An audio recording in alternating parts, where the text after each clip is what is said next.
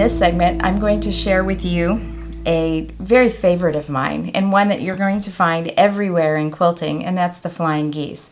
It's a lot of fun, and I'm going to show you this sew and flip because it has so much diversity, and you can be very creative in how you put a flying geese unit together. So for a flying geese unit that is going to finish at 6 inches by 3 inches, I'm going to cut 2 squares at 3.5 inches and a rectangle at 3.5 by 6.5 inches.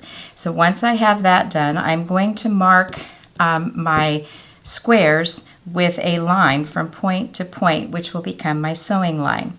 I am going to put that first square on top of my rectangle and sew from here to here, which gives me half of my flying geese. There's a couple of things that I would like to share with you at this point. Press that seam line down with your iron so that it's nice and flat and the threads have sunk into your fabric.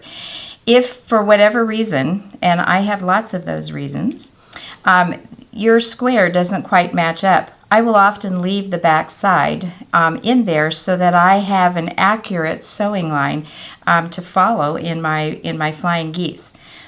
But the other possibility, and what most of us like to do, is we will trim off those triangles or that part of the flying geese, and we'll have a unit that looks like this.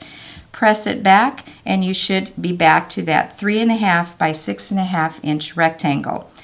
Then you're going to put the other square on the side.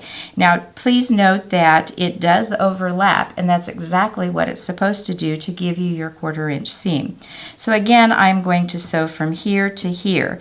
One of the problems that often happens with this kind of a unit is that when you start on the point and sew this way, this goes down into our throat plate and gets wadded up. So if you start from the top and sew towards the point, you'll have less likelihood of doing that. So again, you would trim that back side away, or if you need to, leave it there.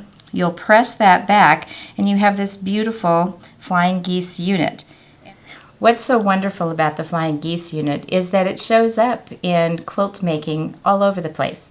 We use it in borders, we use it in star blocks, we just use it a lot. And you can be very diverse in it by having the points, different fabrics, both sides a different fabric. You can, wherever the imagination can take you, you can use it in the flying geese pattern.